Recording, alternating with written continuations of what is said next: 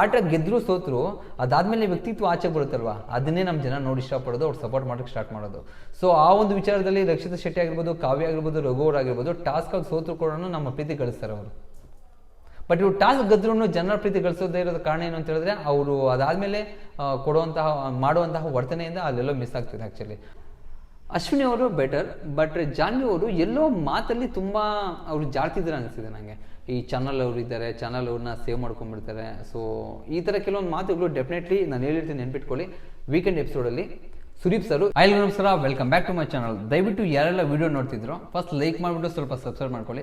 At least 10-15 likes expect ಮಾಡ್ತಾ ಇದ್ದೀನಿ ವಿಡಿಯೋಗೆ. ಸೊ ಹೊಸಬ ಅಲ್ವಾ. ಸೊ ಈ ವಿಚಾರ ಏನು ಅಂತ ಹೇಳಿದ್ರೆ, ರಘು ಅವರು ಇವತ್ತು ಕ್ಯಾಪ್ಟನ್ ಆಗಿದ್ದಾರೆ. ಸೊ ಅದಿನ ಎಪಿಸೋಡಲ್ಲಿ ಯಾವುದೇ ರೀತಿ ಟೆಲಿಕಾಸ್ಟ್ ಆಗಿಲ್ಲ, ಬಟ್ ಎಲ್ಲಿಗೂ ಗೊತ್ತು ಸ್ತ್ರೀಯರ ಒಂದು ಗುಂಪಲ್ಲಿರೋರು ಜಾನ್ವಿ ಕ್ವಾಲಿಫೈ ಆಗಿದ್ದಾರೆ. ಅದೇ ರೀತಿ ಪುರುಷರಲ್ಲಿ ನಮ್ಮ ರಘು ಅವರು ಕ್ವಾಲಿಫೈ ಆಗಿದ್ದಾರೆ. ಅವರಿಬ್ಬರಿಗೂ ಒಂದು ಟಾಸ್ಕ್ ನಡೆಯುತ್ತೆ, ಅದರಲ್ಲಿ 100% ರಘು ಅವರು ಗೆದ್ದಿರ್ತಾರೆ. ಸೊ ಇವತ್ತು ಬೆಳಿಗ್ಗೆ ಒಂದು ಪ್ರೋಮೋ ಕೂಡ ಬಿಟ್ಟಿದ್ದಾರೆ, ರಘು ಅವರು ಕ್ಯಾಪ್ಟನ್ಸಿ ಬಂದಿದೆ ಅಂತ. ಅದು ನಮಗೆ ಖುದ್ದಾಗಿ ಗೊತ್ತಾಗುತ್ತೆ. ಸೊ ನಾನು ಹೇಳೋಕೊಟ್ಟಿರೋ ವಿಚಾರ ಏನು ಅಂತ ಹೇಳಿದ್ರೆ, ರಘು ಅವರು ಕ್ಯಾಪ್ಟನ್ಸಿ ಆಗಿರುವಂತಹ ಒಂದು ದಾರಿ, ಈ ವಾರದಲ್ಲಿರೋ ಟಾಸ್ಕು ಯಾವ ಥರ ಅಂತ ಹೇಳಿದ್ರೆ, ತುಂಬ ಜನದ ವ್ಯಕ್ತಿತ್ವ ಆಚೆಗೆ ಬಂದಿದೆ, ತುಂಬ ಜನರಲ್ಲಿರುವಂತಹ ಒಂದು ಪ್ರತಿಭೆ ಆಚೆಗೆ ಬಂದಿದೆ, ತುಂಬ ಜನರಲ್ಲಿರುವಂತಹ ಒಂದು ಕೋಪ ಆಗಿರ್ಬೋದು, ಇನ್ನೊಂದಾಗಿರ್ಬೋದು, ತುಂಬಾ ಒಳಗಡೆ ಬಂದಿದೆ. ತುಂಬ ಚೆನ್ನಾಗಿತ್ತು. ಸೊ ನನಗೆ ಅನಿಸಿದ್ದು ಏನು ಅಂತ ಹೇಳಿದ್ರೆ, ಬಿಗ್ ಬಾಸ್ ಅವರು ಈ ಸಲ ಯಾವ ಥರ ಅನ್ಕೊಂಡ್ಬಿಟ್ಟಿದ್ದಾರೆ ಅಂತ ಹೇಳಿದ್ರೆ, ನಾವು ಏನು ಎಕ್ಸ್ಪೆಕ್ಟ್ ಮಾಡ್ತಿದ್ದೀವೋ ಅದು ಆಗೋಕ್ಕೆ ಸಾಧ್ಯನೇ ಇಲ್ಲ ಅನ್ನೋ ರೀತಿ ಅವ್ರು ವರ್ತನೆ ಮಾಡ್ತಿದ್ದಾರೆ. ಸೊ ನಾವೇನು ಅನ್ಕೊಂತೀವಿ, ಫಾರ್ ಎಕ್ಸಾಂಪಲ್ ನೆನ್ನೇನು ಹೇಳ್ತೀನಿ. ಸೊ ಒಂದು ಸೇಫ್ ಟೀಮ್ ಆಗಿರುತ್ತೆ, ಇನ್ನೊಂದು ನಾಮಿನೇಷನ್ ಟೀಮ್ ಆಗಿರುತ್ತೆ. ಸೊ ನಾಮಿನೇಷನ್ ಟೀಮ್ ಅವ್ರು ಯಾರಾದರೂ ಸೇಫ್ ಟೀಮ್ ಅವರು ಕ್ಯಾಪ್ಟನ್ಸಿ ಕಂಟೆಂಡರ್ಗೆ ಆಯ್ಕೆ ಆಗ್ತಾರೆ ಅಂದ್ಕೊಂಡಿರ್ತಾರೆ. ಬಟ್ ಇಲ್ಲಿ ಯಾರೆಲ್ಲ ಒಂದು ನಾಮಿನೇಷನ್ ಇರ್ತಾರೋ, ನಾಮಿನೇಷನ್ ಗುಂಪಲ್ಲಿ ಇರೋ ಪ್ರತಿಯೊಬ್ಬರು ಕ್ಯಾಪ್ಟನ್ಸಿ ಟಾಸ್ಕ್ಗೆ ಅರ್ಹತೆ ಅಂತ ಹೇಳ್ಬಿಟ್ಟು, ಡಿಸರ್ವ್ ಅಂತ ಹೇಳ್ಬಿಟ್ಟು ಒಂದು ಹೇಳಿಕೆ ಕೊಡ್ತಾರೆ.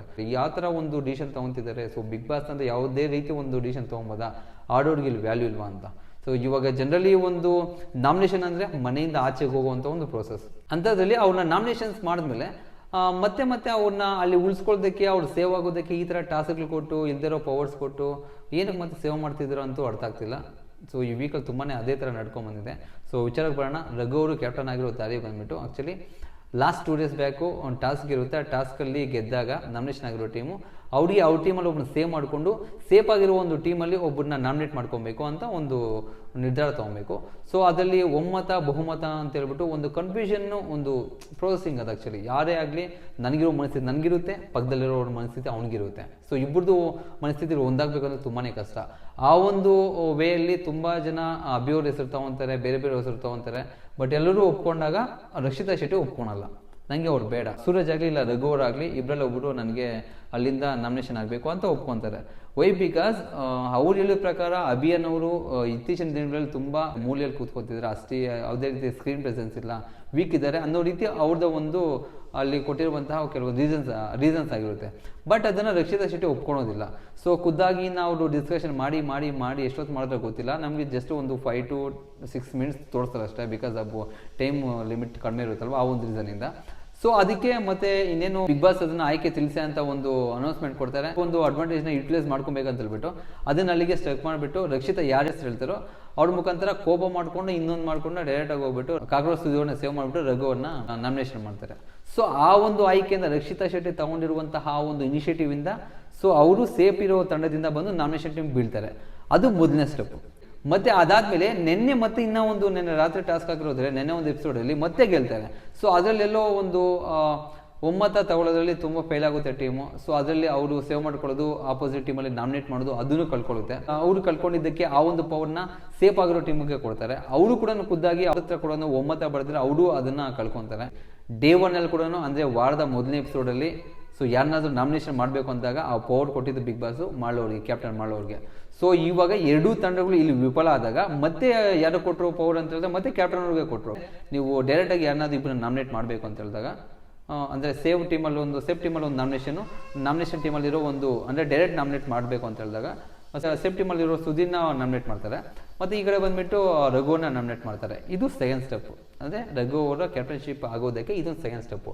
ಅದಾದಮೇಲೆ ಬಿಗ್ ಬಾಸ್ ಅನೌನ್ಸ್ಮೆಂಟ್ ಮಾಡ್ತಾರೆ, ಇಲ್ಲಿಗೆಲ್ಲ ಟಾಸ್ಕ್ ಎಲ್ಲ ಮುಗಿದಿದೆ. ಸೊ ಇವಾಗ ಯಾರೆಲ್ಲೂ ನಾಮಿನೇಷನ್ ಟೀಮಲ್ಲಿ ಇದ್ರು ಕ್ಯಾಪ್ಟನ್ಸಿ ಕಂಟೆಂಡರ್ ಟಾಸ್ಕ್ನ ಆಡ್ಬೋದು ಅಂತ ಫುಲ್ ಖುಷಿಯಾಗಿದ್ರು. ಬಿಗ್ ಬಾಸ್ ಖುದ್ದಾಗಿ ಡಿವೈಡ್ ಮಾಡ್ತಾರೆ, ಹೆಂಗಸರದ್ದು ಒಂದು ಟೀಮು, ಗಂಡಸರದ್ದು ಒಂದು ಟೀಮು ಅಂತ. ಸೊ ಹೆಂಗಸರ ಟೀಮಲ್ಲಿ ಜಾನ್ವಿ ಗೆದ್ದಿರ್ತಾರೆ, ಈ ಕಡೆ ಗಂಡಸರ ಟೀಮಲ್ಲಿ ಡೆಫಿನೆಟ್ಲಿ ಅಫ್ಕೋರ್ಸ್ ನಮ್ಮ ರಘು ಅವ್ರಿಗೆ ಗೆಲ್ತಾರೆ. ಇದರೆಲ್ಲ ಇಂದಿನ ಒಂದು ಕೈವಾಡ ಯಾರ್ದಿದೆ ಅಂತ ಹೇಳಿದ್ರೆ, ಮಾಸ್ಟರ್ ಮೈಂಡ್ ಕಿಂಗ್ ಮೇಕರ್ ಯಾರು ಅಂತ ಹೇಳಿದ್ರೆ ಅದು ಡೆಫಿನೆಟ್ಲಿ ರಕ್ಷಿತಾ ಶೆಟ್ಟಿ ಆವತ್ತು ಅಭಿನ್ ಏನಾದರೂ ನಾಮಿನೇಟ್ ಮಾಡಿದಿದ್ರೆ ರಘು ಅವ್ರಿಗೆ ಇವತ್ತೊಂದು ಈ ಥರ ಒಂದು ಅಡ್ವಾಂಟೇಜ್ ಸಿಗ್ತಾ ಇರಲಿಲ್ಲ, ಕ್ಯಾಪ್ಟನ್ ಆಗೋ ಚಾನ್ಸ್ ಸಿಗ್ತಾ ಇರಲಿಲ್ಲ. ಸೊ ಅವಳು ಖುದ್ದಾಗಿ ಅಂದರೆ ಇಡೀ ಒಂದು ತಂಡನೇ ಅವ್ರದ್ದು ಆಪೋಸಿಟ್ನ ಮಾಡಿಕೊಂಡು ಅವಳು ಮಾತ್ಮೇಲೆ ಹೇಳಿದ ಮಾತ್ಮೇಲೆ ಸ್ಟ್ಯಾಂಡ್ ತೊಗೊಂಡು ನಿಂತ್ಕೊಂಡು ರಘು ಅವರೇ ನಾಮಿನೇಟ್ ಮಾಡಬೇಕು ಅಂತ ಮಾಡಿದ್ದಕ್ಕೆ ಅವ್ರು ತೊಗೊಂಡಿರೋ ಒಂದು ಸ್ಟ್ಯಾಂಡ್ಗೆ ಡೆಫಿನೆಟ್ಲಿ ಅವ್ರಿಗೆ ನೆನೆ ಇವತ್ತು ಕ್ಯಾಪ್ಟನ್ ಆಗೋ ಚಾನ್ಸ್ ಸಿಕ್ಕಿದೆ. ಅದ್ರಲ್ಲಿ ಆಲ್ರೆಡಿ ಈ ಸೆಕೆಂಡ್ ಕ್ಯಾಪ್ಟನ್ ನಮ್ಮ ರಘು. ಇವಾಗ ಇರೋ ಡೌಟ್ ಏನು ಅಂತ ಹೇಳಿದ್ರೆ ನಾಮಿನೇಷನ್ ಆಗಿದ್ದಾರೆ, ಕ್ಯಾಪ್ಟನ್ ಆಗಿರೋರಿಗೆ ಇಮ್ಯುನಿಟಿ ಸಿಗುತ್ತಾ ಇಲ್ವಾ ಅಂತ. ಯಾಕಂದ್ರೆ ಆಲ್ರೆಡಿ ಅವ್ರು ನಾಮಿನೇಷನ್ ಅಲ್ಲಿ ಇದ್ದಾರೆ, ಮೋಸ್ಟ್ಲಿ ಅವ್ರಿಗೆ ಏನಾದ್ರು ಇಮ್ಯುನಿಟಿ ಸಿಗುತ್ತಾ ಇಲ್ವಾ ಅನ್ನೋದು ಇಲ್ಲೊಂದು ಪಾಯಿಂಟ್. ಆಕ್ಚುಲಿ ಇದೊಂದು ನಾವು ಎಪಿಸೋಡ್ ಆದ್ಮೇಲೆ ಗೊತ್ತಾಗಬೇಕು. ಯಾಕಂದ್ರೆ ಬಿಗ್ ಬಾಸ್ ನಾವು ಏನು ಹೇಳ್ಕೊಂತೀವೋ ಏನು ಮಾತಾಡ್ಕೊಂತೀವೋ ಅದೇ ರೀತಿ ಎಕ್ಸ್ಪೆಕ್ಟ್ ಮಾಡೋ ರೀತಿ ಇಲ್ಲ. ಸೊ ಎಕ್ಸ್ಪೆಕ್ಟ್ ಮಾಡೋದಕ್ಕೂ ಮಿಗಿಲಾಗಿ ಅನ್ಎಕ್ಸ್ಪೆಕ್ಟೆಡ್ ರೀತಿಯಾಗಿ ಅವರು ಕೆಲವೊಂದು ನಿರ್ಧಾರ ತಗೊಂತಿದ್ದಾರೆ. ಅದೇ ಕಾಕ್ರೋಚ್ ಸುದ್ದಿ ಅವ್ರ ಬಗ್ಗೆ ಹೇಳ್ಬೇಕು ಅಂತ ಹೇಳಿದ್ರೆ, ಕಾಕ್ರೋಚ್ ಸುದ್ದಿ ಅವರು ನಾನು ಇದಕ್ಕೂ ಮುಂಚೆ ನಾನು ವಿಡಿಯೋಸಲ್ಲಿ ಹೇಳಿರ್ತೀನಿ, ತುಂಬ ಚೆನ್ನಾಗಿ ಆಚೆಗಡೆ ಅವರ ಒಂದು ಮಾತಿನ ಚಕಮಕಿಯಿಂದ ಒಳಗಡೆ ಹೋಗಿ ತುಂಬಾನೇ ಸೌಂಡ್ ಮಾಡ್ತಾರೆ ಅನ್ಕೊಂಡಿದ್ರು. ಬಟ್ ಇವಾಗ ಈ ಸ್ಥಿತಿ ಯಾಕೆ ಬಂದ್ಬಿಟ್ಟಿದೆ ಅಂತ ಹೇಳಿದ್ರೆ, ಲಾಸ್ಟ್ ವೀಕು ಎಡ್ಜಿಗೆ ಬಂದಿದ್ರು, ನಾಮಿನೇಷನ್ಸಲ್ಲಿ ಎಡ್ಜಿಗೆ ಬಂದು ಮತ್ತೆ ಅವರು ಇರುವಂತಹ ಒಂದು ಇಮ್ಯುನಿಟಿ ಚೈನ್ನ ಯೂಸ್ ಮಾಡಿಕೊಂಡು ಚಂದ್ರಪ್ರಭನ್ನ ಆಚೆ ಕಳಿಸಿ ಅವರು ಸೇವ್ ಆಗಿ ಒಳಗಡೆ ಹೋದ್ರು. ಸೊ ಅದು ತುಂಬ ಅವ್ರಿಗೆ ಭಯ ಬಂದ್ಬಿಟ್ಟಿದೆ. ಅಂದರೆ ಅವ್ರಿಗೆ ಗೊತ್ತಾಗ್ಬಿಡ್ತಿದೆ ಯಾವುದೇ ರೀತಿ ಸ್ಕ್ರೀನ್ ಪ್ರೆಸೆನ್ಸ್ ಇಲ್ಲ, ಯಾವುದೇ ರೀತಿ ಆಟ ಆಡ್ತಿಲ್ಲ, ಈ ಬಿಗ್ ಬಾಸ್ ಅಂತಾನೆ ಗಲಾಟೆನೂ ಮಾಡ್ಕೊತಿಲ್ಲ. ಸೊ ಯಾವುದೇ ರೀತಿ ಅವ್ರದ್ದು ಪರ್ಫಾರ್ಮೆನ್ಸ್ ಬರ್ತಿಲ್ಲ, ಕಾಂಟ್ರಿಬ್ಯೂಷನ್ ಸಿಗ್ತಿಲ್ಲ. ಅವ್ರು ತುಂಬ ನಾಮಿನೇಷನ್ಸ್ ಭಯ ಬೀಳ್ತಿದ್ದಾರೆ. ಸೊ ಫಸ್ಟ್ ಟಾಸ್ಕು ಆ ನಾಮಿನೇಷನ್ ಟೀಮಲ್ಲಿ ಇದ್ದಾಗ ಗೆದ್ದಾಗ ಕೂಡ ರಾಶಿಕಾ ಹತ್ರ ಹೋಗ್ಬಿಟ್ಟು ತುಂಬ ಕೇಳ್ಕೊಂಡ್ರು ಅವರು, ದಯವಿಟ್ಟು ನನ್ನ ಕೈಲಿ ಆಗ್ತಾರೆ, ಈ ಚಾನ್ಸ್ ಒಂದ್ಸಲ ಕೊಡ್ಬೇಡಿ ಅಂತ ಖುದ್ದಾಗಿ ಈ ಮಾತನ್ನ ರಾಶಿಕಾ ಅವರು ಸೂರಜ್ ಹತ್ರ ಹೋಗ್ಬಿಟ್ಟು ಈ ಮಾತು ಹೇಳ್ತಿದ್ರು. ತುಂಬ ಭಯ ಬೀಳ್ತಿದ್ದಾರೆ. ಆಕ್ಚುಲಿ ಆ ಪರ್ಸನ್ ಆ ಕ್ಯಾಟಗಿರಿ ಪರ್ಸನ್ನೇ ಅಲ್ಲ, ಬಟ್ ಯಾಕೆ ಆ ಥರ ಆಡ್ತಿದ್ದಾರೋ ಗೊತ್ತಿಲ್ಲ. ಮತ್ತೆ ಇನ್ನೊಂದೇನು ಅಂತ ಹೇಳಿದ್ರೆ, ಈ ರಾಶಿಕಾ ಮತ್ತೆ ರಿಷಿಕಾ ಅವರ ಗಲಾಟೆಗಳು ಆಕ್ಚುಲಿ ಅವ್ರು ಏನಕ್ಕೆ ಕಿತ್ತಾಡ್ತಿದ್ದಾರೋ, ಇಲ್ಲ ಅಂತ ಹೇಳಿದ್ರೆ ಅವ್ರು ಬೇಗಂತಾನೆ ಏನಾದ್ರು ಮಾತಾಡ್ಕೊಂಡು ಕಿತ್ತಾಡ್ಕೊಂತಿದ್ದಾರೋ. ಸೊ ಆಕ್ಚುಲಿ ಒಬ್ಬ ಜೊತೆಲಿರೋ ಇದಕ್ಕೂ ಮುಂಚೆ ಒಂದು ಗಿಲ್ಲಿ ಕಾವ್ಯ ಆಗಿರ್ಬೋದು, ಸೂರಜ್ ರಾಶಿಕಾ ಆಗಿರ್ಬೋದು, ಇವ್ರು ಕೂಡ ಈ ಥರ ಕಿತ್ತಾಡ್ಕೊಂತಿರ್ಲಿಲ್ಲ. ಸಿಲ್ಲಿ ವಿಚಾರಕ್ಕೆ ಮನೆ ಎಲ್ಲ ಕಿತ್ತೋಗ್ಬೇಕು, ಆ ಟಾಪ್ ಎಲ್ಲ ಕಿತ್ತೋಗಿ ಆಚೆ ಬಿದ್ದೋಗ್ಬೇಕು, ಆ ರೇಂಜಿಗೆ ಕಿತ್ತಾಡ್ಕೊಂತಿದ್ದಾರೆ ಇಬ್ರು. ಅಲ್ಲಿ ವಿಚಾರಣೆ ಏನೂ ಇಲ್ಲ. ಸೊ ಆಕ್ಚುಲಿ ರಿಷಿ ಅವರು ಆಲ್ರೆಡಿ ಡೈರೆಕ್ಟ್ ನಾಮಿನೇಟ್ ಆಗಿಬಿಟ್ಟಿದ್ದಾರೆ, ಅವ್ರಿಗೆ ಮಾತಾಡೋ ಅವಶ್ಯಕತೆನೇ ಇಲ್ಲ. ಸೊ ಅವ್ರು ಮಿಕ್ಕಿದವ್ರು ಏನು ಡಿಸಿಷನ್ ತಗೊಂಡ್ರೆ ಅದಕ್ಕೆ ಓಕೆ ಅಂದ್ರೆ ಮುಗಿತಪ್ಪ. ಐಮನ್ಗೆ ಏನಾದರೂ ಅದನ್ನು ಯೂಸ್ ಇದೆಯಾ, ಅದೇನಕ್ಕೆ ಆ ಥರ ವಿಚಾರ್ತಿದ್ರು, ಇಲ್ಲ ಅಂತಂದ್ರೆ ಬೇಕಂತ ಮಾಡ್ತಿದ್ರು, ಅದಂತೂ ಗೊತ್ತಾಗ್ತಿಲ್ಲ. ರಾಶಿಕ್ ಅವರು ಒಳ್ಳೆ ಪ್ಲೇಯರ್, ಹೌದು ಒಪ್ಕೊಳ್ಳೋಣ, ತುಂಬ ಚೆನ್ನಾಗಿ ಆಡ್ತಿದ್ದಾರೆ, ಅವ್ರು ತೋರಿಸ್ಕೊತಿದ್ದಾರೆ. ಹೌದು ಆಟ ಗೆದ್ಮೇಲೆ ಆ ಒಂದು ಸೆಲೆಬ್ರೇಷನ್ ಇದ್ದೇ ಇರುತ್ತೆ, ಅದು ನೋಡಿ ನಮಗೆ ಅದು ಅಹಂಕಾರ ಅನಿಸ್ಬೋದು, ದುರಹಂಕಾರ ಅನಿಸ್ಬೋದು. ಒಳ್ಳೆ ಪ್ಲೇಯರೇ, ಆಟ ಅಂತ ಬಂದಾಗ ಒಳ್ಳೆ ಪ್ಲೇಯರೇ. ಸೊ ಅದನ್ನು ಅವ್ರನ್ನ ಚೂಸ್ ಮಾಡಲಿ ಅಂತ ಹೇಳ್ಬಿಟ್ಟು ಕೆಲವೊಂದು ವ್ಯಕ್ತಿತ್ವ ಆಚೆಗೆ ಬರುತ್ತಲ್ವ, ಅದೆಲ್ಲೋ ತುಂಬ ಕೆಡ್ದು ಅನ್ಸುತ್ತೆ. ಸೊ ಆಟ ಗೆದ್ರು ಸೋತರು ಅದಾದ್ಮೇಲೆ ವ್ಯಕ್ತಿತ್ವ ಆಚೆಗೆ ಬರುತ್ತಲ್ವ, ಅದನ್ನೇ ನಮ್ಮ ಜನ ನೋಡಿ ಇಷ್ಟಪಡೋದು, ಅವ್ರು ಸಪೋರ್ಟ್ ಮಾಡೋಕ್ಕೆ ಸ್ಟಾರ್ಟ್ ಮಾಡೋದು. ಸೊ ಆ ಒಂದು ವಿಚಾರದಲ್ಲಿ ರಕ್ಷಿತಾ ಶೆಟ್ಟಿ ಆಗಿರ್ಬೋದು, ಕಾವ್ಯ ಆಗಿರ್ಬೋದು, ರಘು ಆಗಿರ್ಬೋದು, ಟಾಸ್ಕಾಗಿ ಸೋತರು ಕೂಡ ನಮ್ಮ ಪ್ರೀತಿ ಗಳಿಸ್ತಾರೆ ಅವರು. ಬಟ್ ಇವ್ರು ಟಾಸ್ಕ್ ಗೆದ್ರೂ ಜನರ ಪ್ರೀತಿ ಗಳಿಸೋದೇ ಇರೋದ ಕಾರಣ ಏನು ಅಂತ ಹೇಳಿದ್ರೆ, ಅವರು ಅದಾದ್ಮೇಲೆ ಮಾಡುವಂತಹ ವರ್ತನೆಯಿಂದ ಅಲ್ಲೆಲ್ಲೋ ಮಿಸ್ ಆಗ್ತಿದೆ. ಆ್ಯಕ್ಚುಲಿ ಬಿಗ್ ಬಾಸ್ಗೆ ಅದೇ ಬೇಕು, ಬಟ್ ಇಲ್ದಿರೋ ವಿಚಾರಕ್ಕೆ ಗಲಾಟೆ ಮಾಡೋದು ಅಷ್ಟು ಸೂಕ್ತ ಅಲ್ಲ ಅನ್ನೋದು ನನ್ನ ಒಂದು ಅಭಿಪ್ರಾಯ. ಇದಾದ್ಮೇಲೆ ಗಿಲ್ಲಿ ಮತ್ತೆ ಕಾವ್ಯ, ಆಕ್ಚುಲಿ ಹೇಳ್ಬೇಕು, ಗಿಲ್ಲಿ ಮತ್ತೆ ಕಾವ್ಯಗೆ ಕೋಲ್ಡ್ ವಾರ್ ನಡೀತಿದೆ. ಆಕ್ಚುಲಿ ಕೋಲ್ಡ್ ವಾರ್ ಅಲ್ಲ ಅದು, ಅದೇನು ಅಂತ ಹೇಳಿದ್ರೆ ಒಂದು ಸ್ಟ್ರಾಂಗ್ ಬಾಂಡಿಂಗ್ ಎಲ್ಲಿರುತ್ತೋ ಆ ಥರ ಪ್ಲೇಸಲ್ಲಿ ಈ ಥರ ಎಲ್ಲ ಇದ್ರೇನೆ ಚಂದ. ಆ್ಯಕ್ಚುಲಿ ನಾವು ಮಾತಾಡಬೇಕು ಅಂತ ಹೇಳಿದ್ರೆ, ಸೊ ತುಂಬ ಕ್ಲೋಸ್ ಇರೋರು ಯಾರು ಏನೋ ಅನ್ಕೊತಿದ್ದಾರೆ ಅಂತ ಒಂದು ಅವ್ರಿಗೆ ನಾವು ಪ್ರೂವ್ ಮಾಡಬೇಕು ಅಂತ ಬಂದ್ಬಿಟ್ಟು ನೀನು ನಾನು ರೇಗ್ಸ್ ಬೇಡ ಅಂತ ಹೇಳಿದಾಗ ಡೆಫಿನೆಟ್ಲಿ ಯಾರಿಗೋ ಥರ್ಡ್ ಪರ್ಸನ್ಗೆ ಪ್ರೂವ್ ಮಾಡಬೇಕು ಅಂತ ನಾವೇನಕ್ಕೆ ಅವೆಲ್ಲ ಮಾಡಬೇಕು. ಸೊ ನಾವು ಹೆಂಗಿದ್ರೇನು ಓಕೆನೇ ಅಲ್ವಾ. ಸೊ ಆ ಒಂದು ಪಾಯಿಂಟ್ ಗಿಲ್ಲಿ ಅವ್ರದ್ದು. ಸೊ ರೇಗ್ಸ್ ಮಾತಾಡು, ಬಟ್ ರೇಗ್ಸ್ ಬೇಡ ಅಂತ ಹೇಳಿದ್ರೆ ಆ್ಯಕ್ಚುಲಿ ಡೇ ಒನ್ ಇಂದನೂ ಕಾವ್ಯನ ಗಿಲ್ಲಿ ಅದೇ ಥರ ಮಾತಾಡ್ಕೊಂಡ್ಬರ್ತಿರೋದು. ವಾಂಟೆಡ್ಲಿ ಬೇಕಾದ್ರೆ ಬಿಗ್ ಬಾಸ್ನ ನೀವು ಅಬ್ಸರ್ವ್ ಮಾಡ್ಬೋದು, ಎಪಿಸೋಡಲ್ಲಿ ಅವ್ರಿಬ್ಬರದೇ ಪಾರ್ಟು ಆಕ್ಚುಲಿ ಬೇರೆ ವಿಚಾರದಲ್ಲಿ ಕಿತ್ತಾಡ್ತಿದ್ರು, ಸುಟ್ಕೊಂತಿದ್ರು, ಏನೋ ಅದನ್ನ ತೋರಿಸಿಲ್ಲ ಅಂತ ಹೇಳಿದ್ರು. ಅಟ್ಲೀಸ್ಟ್ ಒಂದು 4 to 5 minutes ಇಬ್ಬರದೇ ತೋರಿಸ್ತಾರೆ, ಅಂದರೆ ಜನಗಳು ಅದಕ್ಕೆ ಅಡಿಕ್ಟ್ ಆಗಿಬಿಟ್ಟಿದ್ದಾರೆ. ಸೊ ಅದು ಅವ್ರದ್ದು ಒಂದು ಅವ್ರು ಕಿತ್ತಾಡಿದ್ರು, ಮಾತಾಡದೇ ಇದ್ರು, ಅವರು ಮಾಡೋ ಒಂದು ಗಿಲ್ಲಿ ಮಾಡೋ ಕಾಮಿಡಿಗೆ ಕಾವ್ಯ ನಗಿತಿದ್ರು, ಅಷ್ಟು ಸ್ಮೈಲ್ ಮಾಡ್ತಿದ್ರು, ಅದೆಲ್ಲೋ ಒಂಚೂರು ನಮಗೆ ನೋಡೋಕೆ ಚೆನ್ನಾಗಿರುತ್ತೆ. ಅದನ್ನ ಎನ್ಕೇಜ್ ಮಾಡ್ಕೊತಿದ್ರೆ ಬಿಗ್ ಬಾಸ್ ನನಗನ್ಸುತ್ತೆ, ಅಂದರೆ ಚೆನ್ನಾಗಿರುತ್ತೆ ಬಾಂಡು. ಅವರು ಮಾತಾಡದಿರೋಷ್ಟು ದೂರ ಅಂತೂ ಆಗಲ್ಲ. ಸೊ ವೀಕೆಂಡಲ್ಲಿ ಮತ್ತೆ ಸುದೀಪ್ ಸರ್ ಇವ್ರನ್ನ ಒಂದು ಮಾಡೋಷ್ಟು ದೂರ ಆಗಿಲ್ಲ, ಬಟ್ ಆದ್ರೂ ಅದ್ರ ಬಗ್ಗೆ ಕೆಲವೊಂದು ಹೇಳ್ಬಿಟ್ಟು ಆ ಥರ ಮಾಡಿಸ್ತಾರೆ ಅನ್ನೋದು ನನ್ನೊಂದು ಅಭಿಪ್ರಾಯ. ಮತ್ತು ಇನ್ನೊಂದು ಅಶ್ವಿನಿ ಗೌಡ ಅವರಾಗಿರ್ಬೋದು, ಜಾನ್ವಿ ಅವರಾಗಿರ್ಬೋದು, ಅವ್ರದ್ದು ವಾರ್ ನಡೀತಿದೆ. ನಿನ್ನೆ ಒಂದು ಡಿಸ್ಕಷನ್ ನಡೆಯುತ್ತೆ ರಾಶಿಕೆಗೆ ಮತ್ತು ಅಭಿಗೆ, ಅದೇ ಒಂದು ಕಾಯಿನ್ ಹಾಕೋದು.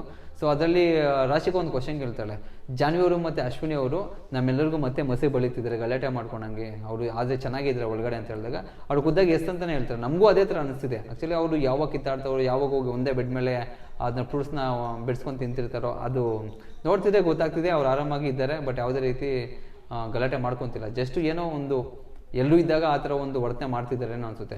ಇನ್ನೊಂದು ನನಗೆ ಅಶ್ವಿನಿ ಗೌಡ ಅವ್ರಿಗೆ ಅಂದರೆ ಈ ವೀಕ್ ಬೇಸ್ಡ್ ಆನ್ ಈ ವೀಕಲ್ಲಿ ಹೇಳ್ತಿದ್ದೀನಿ, ಜಾನ್ವಿ ಅವ್ರಿಗೆ ಕಂಪೇರ್ ಮಾಡಿದಾಗ ಅಶ್ವಿನಿ ಅವ್ರು ಎಲ್ಲೋ ಬೆಟರ್ ಅನ್ಸುತ್ತೆ ನನಗೆ. ವೈ ಬಿಕಾಸ್ ಒಂದು ಟೀಮ್ ಅಂತ ಬಂದಾಗ ಇನಿಷಿಯೇಟಿವ್ ತಗೊಂತಾರೆ, ಮಾತಾಡ್ತಾರೆ, ಎಲ್ಲ ಡಿಸಿಷನ್ ಅಂದರೆ ಜಾಸ್ತಿ ಅವರೇ ಮಾತಾಡ್ತಾರೆ ಅನ್ಕೊಳ್ಳಿ, ಅದೊಂದು ಬೇರೆ ಪ್ರಶ್ನೆ. ಬಟ್ ಎಲ್ಲ ಟೀಮ್ನ ಇನಿಷಿಯೇಟಿವ್ ತೊಗೊಂಡು ಮಾತಾಡೋದು ತುಂಬ ಒಳ್ಳೆ ಗುಣ. ಸೊ ಅವರು ಎಲ್ಲರನ್ನೂ ನೀಟಾಗಿ ಕೇಳ್ತಾರೆ, ಅಂದರೆ ಒಂದು ದೊಡ್ಡ ಸ್ಥಾನ ಅಂತನೋ ಎಲ್ಲರಿಗೂ ಒಂದು ಮರ್ಯಾದೆ ಕೊಡ್ತಾರೆ. ಸೊ ಆಡಿದ್ರು ಸೋತರು ಗೆದ್ರು. ಇನ್ನೊಂದು ಅಶ್ವಿನಿ ಗೌಡರು ಆಟ ಅಂತ ಬಂದಾಗ ತುಂಬ ಚೆನ್ನಾಗಿ ಆಡ್ತಿದ್ದಾರೆ, ಒಳ್ಳೆ ಪರ್ಫಾರ್ಮೆನ್ಸ್ ಕೊಡ್ತಿದ್ದಾರೆ, ಅದ್ರಲ್ಲಿ ಮೆಚ್ಚಲೇಬೇಕು. ಅವ್ರು ಎಷ್ಟೇ ಒಂದು ವ್ಯಕ್ತಿತ್ವ ಬೇರೆ ಕಡೆ ಇದ್ರೂ ಅವ್ರ ಆಟ ಅಂತೂ ತುಂಬ ಸಖತ್ತಾಗಿದೆ, ಅದು ಒಪ್ಕೊಳ್ಳೇಬೇಕು. ಸೊ ನನಗೆ ಈ ವೀಕಲ್ಲಿ ಅನಿಸಿದ್ದು ಅಶ್ವಿನಿ ಅವರು ಬೆಟರ್, ಬಟ್ ಜಾನ್ವಿ ಅವರು ಎಲ್ಲೋ ಮಾತಲ್ಲಿ ತುಂಬ ಅವರು ಜಾಡ್ತಿದ್ದಾರೆ ಅನಿಸಿದೆ ನನಗೆ. ಈ ಚಾನಲ್ ಅವರು ಇದ್ದಾರೆ, ಚಾನಲ್ ಅವ್ರನ್ನ ಸೇವ್ ಮಾಡ್ಕೊಂಡ್ಬಿಡ್ತಾರೆ. ಸೊ ಈ ಥರ ಕೆಲವೊಂದು ಮಾತುಗಳು ಡೆಫಿನೆಟ್ಲಿ ನಾನು ಹೇಳಿರ್ತೀನಿ, ನೆನ್ಪಿಟ್ಕೊಳ್ಳಿ. ವೀಕೆಂಡ್ ಎಪಿಸೋಡಲ್ಲಿ ಸುದೀಪ್ ಸರ್ 100% ಇದನ್ನು ಮೆನ್ಷನ್ ಮಾಡಿ, ಇದನ್ನು ನೋಟಿಸ್ ಮಾಡಿ ಮಾತಾಡಿಲ್ಲ ಅಂದರೆ ಅವಾಗ ಕೇಳಿ ನನಗೆ. ನೆನ್ನೆ ಒಂದು 4-5 ಹತ್ರ ಈ ಟಾಪಿಕ್ ಬಂತು, ಇದ್ರ ಬಗ್ಗೆ ಖಂಡಿತ ಮಾತಾಡ್ತಾರೆ ಸುದೀಪ್ ಸರ್. ಅದು ಆವಿಷ್ಕರ್ತ ಇರಲಿಲ್ಲ. ಸೊ ನಾನು ಕಲರ್ಸು ಇಂದ ಬಂದಿರೋದು, ಕಾವ್ಯನ ಕಲರ್ಸ್ನ ಬಂದಿರೋದು, ಸ್ಪಂದನ ಕಲರ್ಸಿಂದ ಬಂದಿರೋದು, ಅವಳಿಗಂತ ಒಂದು ಫ್ಯಾನ್ ಬೇಸ್ ಇರುತ್ತೆ. ಸೊ ಅವಳು ಸೇಫಾಗಿ ಆಡ್ತಿದ್ದಾಳೆ. ನೀನೇ ಮಾತಾಡು, ಬಟ್ ನಾವು ಈ ಒಂದು ಚಾನಲ್ ಬಗ್ಗೆ ಮಾತಾಡೋ ಅವಶ್ಯಕತೆ ಇರಲಿಲ್ಲ ಅನ್ಕೊಂತೀನಿ. ಯಾಕಂದರೆ ಅಲ್ಲಿ ನೀವು ಮಾತಾಡ್ತಿರೋದನ್ನ ನೀವು ಚಾನಲೇ ಆಗಿರ್ಬೋದು, ಸೊ ನಿಮ್ಗೆ ಎಷ್ಟೇ ಸಪೋರ್ಟ್ ಸಿಗ್ತಿರ್ಬೋದು, ಅವರೇ ನಿಮ್ಮನ್ನ ಈ ಥರ ಮಾತಾಡೋದನ್ನ ನಿಮಗೆ ಅದನ್ನ ಕ್ಲಿಪ್ಸ್ನ ನಮಗೆ ಕಾಣಿಸೋ ಥರ ಆಗ್ತಿದ್ದಾರೆ ಅಂತ ಹೇಳಿದ್ರೆ ಅರ್ಥ ಮಾಡ್ಕೊಬೋದು. ಸೊ ಅಲ್ಲೆಲ್ಲೋ ನೀವು ಮಾತಾಡೋದು ತಪ್ಪು ಅಂತ. ಅಂದರೆ ಇದ್ರ ಬಗ್ಗೆ ಸುದೀಪ್ ಸರ್ ಮಾತಾಡ್ತಾರೆ, ನಾಳೆ ಕಾಯ್ಬೇಕು ಅದಕ್ಕೆ. ಸೊ ನಾಳೆ ನೀನು ವೀಕೆಂಡ್ ಎಪಿಸೋಡು. ಸೊ ಇದು ಇವತ್ತಿನ ಒಂದು ರಿವ್ಯೂ ಆಗಿರುತ್ತೆ. ರಿವ್ಯೂ ಅಂತಲ್ಲ, ಇದು ನನ್ನ opinion actually. So second time captain ಆಗಿರುವಂತಹ ರಘು ಅವರಿಗೆ ನಮ್ಮ ಕಡೆಯಿಂದ ಕಂಗ್ರ್ಯಾಚುಲೇಷನ್ ಸರ್. ಸೊ ಫಸ್ಟಲ್ಲಿ ಕ್ಯಾಪ್ಟನ್ ಆದಾಗ ಆ ಒಂದು BB ಕಾಲೇಜ್ ಅನ್ನೋದಕ್ಕೆ ಪ್ರಿನ್ಸಿಪಲ್ ಆಗಿದ್ದು ಅದ್ಭುತವಾಗಿತ್ತು. ಆ ಒಂದು ವಾರ ಆಗಿರ್ಬೋದು, ಟಾಸ್ಕ್ ಆಗಿರ್ಬೋದು, ಅದೇ ವಾರದಲ್ಲಿ ಕಿಚ್ಚನ ಚಪ್ಪಾಳೆ ಕೂಡ ತಗೊಂಡಿದ್ರು. ಸೊ ಈ ವಾರ ಕೂಡ ಅದೇ ಕಂಟಿನ್ಯೂ ಆಗುತ್ತಾ, ಯಾವ ಥರ ರೀತಿ ತೊಗೊತಾರೆ ನೋಡಬೇಕು ಅವ್ರಿಗೆ. ಸೊ ಅವ್ರ ಗುಣ ನನಗೆ ತುಂಬ ಇಷ್ಟ ಆಯ್ತು ಆ್ಯಕ್ಚುಲಿ. ಎಲ್ಲನೂ ಸ್ಪೋರ್ಟಿವ್ ತೊಗೊತಾರೆ, ಏನಿದು ಮಾತಾಡ್ತಾರೆ, ಬಟ್ ಜಾಸ್ತಿ ಮಾತಾಡ್ತಿಲ್ಲ, ಎಲ್ಲಿ ಮಾತಾಡಬೇಕು ಅವ್ರು ಮಾತಾಡ್ತಿದ್ದಾರೆ. So anyway congratulations Raghu sir ನಿಮಗೆ. ಅದೇ ರೀತಿ ಈ ವೀಕಲ್ಲಿ ನೀವು ಇನ್ನೂ ತುಂಬ ಚೆನ್ನಾಗಿ ಆಡಬೇಕು, ಕಿಚ್ಚನ ಚಪ್ಪಲ್ ತಗೋಬೇಕಂತ ನಾನು ಆಶಿಸ್ತಾ ಇದ್ದೀನಿ. ಸೊ ಇದು ಇವತ್ತಿನ ವೀಡಿಯೋ. ದಯವಿಟ್ಟು ಯಾರೆಲ್ಲ ವೀಡಿಯೋ ನೋಡ್ತಿರೋ ಫಸ್ಟ್ ಲೈಕ್ ಮಾಡಿ, ಸಬ್ಸ್ಕ್ರೈಬ್ ಮಾಡ್ಕೊಳ್ಳಿ. ಅಟ್ಲೀಸ್ಟ್ 10-15 ಲೈಕ್ಸ್ನ ಎಕ್ಸ್ಪೆಕ್ಟ್ ಮಾಡ್ತಾ ಇದ್ದೀನಿ. ಸೊ ನೆಕ್ಸ್ಟ್ ವೀಡಿಯೋದಲ್ಲಿ ವಾರದ ಕತೆ ಕಿಚ್ಚನ ಜೊತೆ ಆ ಒಂದು ಎಪಿಸೋಡಲ್ಲಿ ಯಾವುದ್ರ ಬಗ್ಗೆ ಕಿಚ್ಚ ಬಾಸ್ ಮಾತಾಡಬೇಕು, ಅದೇ ರೀತಿ ಕಿಚ್ಚನ ಚಪ್ಪಲ್ ಯಾರಿಗೆ ಸಿಗುತ್ತೆ, ಸೊ ಕಳಪೆ ಯಾರಿಗೆ ಸಿಗಬಹುದು, ಪ್ರತಿಯೊಂದು ಮಾಡ್ತಾ ಇರ್ಕೊಳ್ಳೋಣ. ಸೊ ಇದು ಇವತ್ತಿನ ವೀಡಿಯೋ. ಸಿಗೋಣ ನೆಕ್ಸ್ಟ್ ವೀಡಿಯೋದಲ್ಲಿ. ಅಲ್ಲಿವರೆಗೂ ಟೇಕ್ ಕೇರ್, ಬಾಯ್.